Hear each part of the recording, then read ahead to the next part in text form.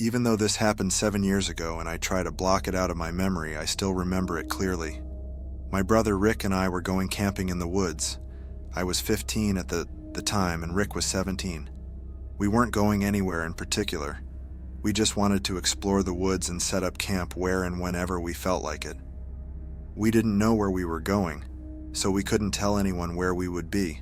That was a stupid mistake. But as teenagers, we didn't think about things like that. We just wanted to go on adventure. Before school started again in 3 weeks. At least we left little marks in trees like bright red ribbons every once in a while, so we'd be able to find our way out again. We weren't completely clueless. We were 4 days into our trip when we saw a dirty lake. It was brown, gross, and smelled terrible. Rick said, "Let's set up camp here." I said, "It smells like shit. Let's keep going." Rick complained, "But I want to swim in it." I asked, "Why would you want to swim in that?" He replied with a mischievous gleam in his eye, "Maybe we'll find a treasure chest under there. Dirty water holds secrets." If only he would have known how right he was. I grumbled, "Fine." It was getting dark anyways, and we had been walking for 3 hours straight. I set down my backpack and sat down. Rick made a little fire pit with rocks and started a fire with the matches we had. We cooked hot dogs, then set up our tent. I was so tired from walking, I fell asleep in 20 seconds. That night I had a nightmare. Me and my brother were walking in the woods. All of a sudden, Rick ran away from me laughing. I shouted after him, "Wait, Rick." I dropped my backpack and chased after him. When I caught up to him, he was standing by the dirty lake. I said cautiously, "Rick?" He said in a voice deep, creepy that wasn't his, "Come here." I heard a snap and he turned his head towards without moving the rest of his body. I screamed.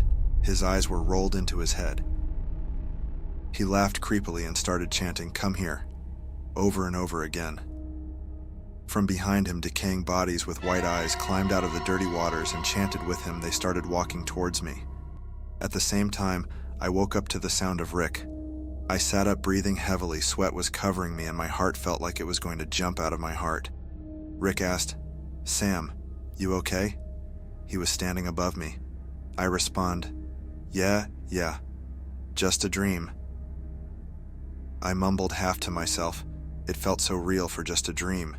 Rick shouted, "Well, get up, let's go swimming," and ran out of the tent towards the water. I shouted back, "Wait," thinking of my dream. I quickly climbed out of the tent and saw Rick staring at the water. Rick turned to me with a big smile on his face. He asked me jokingly and took off his shirt. "Why do you look so scared?" He turned back to the lake and got ready to dive in.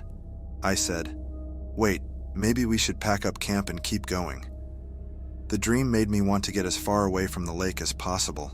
He yelled at me, timid, then dived into the water. A moment later, he reached his hand up and started struggling in the water. I screamed and ran towards him. He started laughing. "Dude, you should have seen your face." He started swimming out further into the lake. I shouted, "Not funny." He said, annoyed, "Come on, Sam, relax." I started to calm down a bit. After all, it was just a dream. Rick stopped swimming and started treading water. Before I could say something, he dived under the water. Rick came up again. He said, "I think there's a hand down there." I replied sarcastically, "Sure." He said, "Oh no, I'm serious, I'll go get it." He dove under again. I sighed. Rick came up again screaming. I shouted at him, rolling my eyes, "Yo dude, stop playing." He started swimming back to me so fast it was like his life depended on it. When he came to the shore, under me, his eyes were full of fear. I stammered nervously, "Rick?" I grabbed his arm and pulled him out of the lake onto the shore. He lay on the ground shaking and muttering something I couldn't hear. All my fears from the dream sprang back on me. I knelt down beside my brother. I was almost shaking as much as him. I slowly lowered my ear above his mouth. He was muttering nonsense. I don't remember all of what he was saying, but some of the things I do remember were the phrases, "There were so many." Their skin was peeling. Their eyes. "Help me." I heard something coming out of the lake and my beating heart stopped. I somehow managed to pick up Rick's shaking body, wrap his arm around my shoulders, and drag him through the woods. It was getting harder to keep going. I heard footsteps chasing behind us. I sped up. I saw a rock cave and stumbled towards it. I set down Rick, breathing heavily. I could hear the chasing feet in the distance, but I had a little time to catch my breath before we started going again. I called his name desperately and shaking him. For a brief moment, Rick seemed to snap back to reality. He looked me in the eyes and said clearly, "There were so many bodies." The way he said it made a chill run up my back. His eyes rolled into his head and he started chanting the dreaded words from my dream. Everything around here is fuzzy, but what I do remember is Rick springing up and lunged at me, hearing the footprints coming closer and running. I knew I'd already lost Rick to the monster now inside him, but I still felt like I was killing him. I ran faster. Tears were streaming down my face.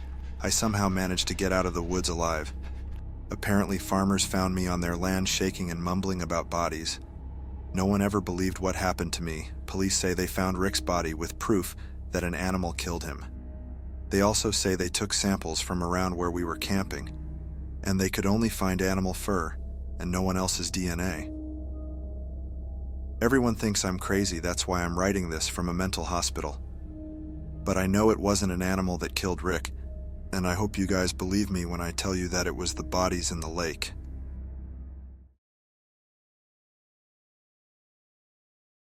In the middle of the woods. Growing up, I lived in the middle of the woods. No neighbors for about a mile on each side, and we owned 60 acres of forest, then a swamp after that. So basically, I lived in the middle of nowhere. One summer when I was about 14, I was out in the middle of the woods playing with my dog. I'm an only child, and both of my parents were out of town. When I kept feeling something hit my elbow, I'd go to throw Max's ball and the bump would make me throw it almost straight up. Assuming it was just me bumping it on trees or something, I ignored it. After the 4th or 5th time of it happening, I thought, well, this sucks. I'll just go home. Walking back, I felt uneasy, but I knew I was just freaking myself out because we were alone. About an hour later, Max and I are at home on the couch when the garage door opens and he starts barking. I hop up to go let in my mom or dad, even though they were home really early. I peered through the peephole and saw the door was still shut and no one was in the garage. Quieting Max down, I opened the door slowly and called out for my dad. Nothing. No response at all, so I go out to check the door and it's still locked. That was weird. Max heard it too, so at least I know I'm not crazy. About 20 minutes later, I hear the door open again, and this time Max starts growling like crazy. I quiet him down again and just assume it's the wind or something making noise. Even though by this point my heart is racing. I hear footsteps come up the stairs and think, oh geez, Dad really is home this time, and hop up and run to the door. It starts to jiggle, so I run faster to let him in. I peep through the hole, and even though my hand is loosely around the jiggling handle, there's no one on the other side of the door. I was terrified and go hide on the couch with all the lights on. Max is still growling. About an hour after that, I start to feel a little better, even though I'm still terrified. Then I hear the door handle jiggle again. This time it was Max jiggling it. He needed to go outside, and the only way outside is through the garage. Fantastic. I literally sprint with him to the kennel, and as I'm standing in there, I decide to ask this thing questions to make myself feel better, because I knew it wouldn't answer me. Thinking about what to ask it, my eyes are drawn to the huge, heavy oak door on the kennel. It was always open because it was too heavy for me to move easily. I said, "Okay, ghost, if you're real, you'll shut this heavy door." Nothing. A minute goes by. Nothing. Max is still sniffing around. I turn around to yell at him to hurry up, and then from behind me I hear click. I whipped around and saw the giant door had swung shut and latched. Okay, clearly it was just the wind. It wasn't really windy, but it was the wind for sure, had to be. I proceed, "Okay, ghost, that was the wind. If you're really real, you'll open this massive door back up." Nothing. I relax a bit and then squat down with my head in on my knees, reminiscing about how lame I just was being scared. That's when I hear click-clack. The door was now wide open. Max was done, so we booked it back into the house, locking every door in the house. For the next 4 hours, I would hear the footsteps on the stairs and the door handle jiggling every few minutes, until finally around 11 p.m., my dad walks in and yells at me for wasting electricity. I never told him or my mom about it until about 4 months later, when my dad came in from hunting after dark. He looked shaken and I asked him what was wrong. He said he aimed at 2 deer, but missed both completely because it felt as if something was hitting his elbow and making him shoot way above the deer. That's when I told him everything. If you enjoy the video, leave a comment, and don't forget to subscribe. And if you want to support us, share it to your bestie.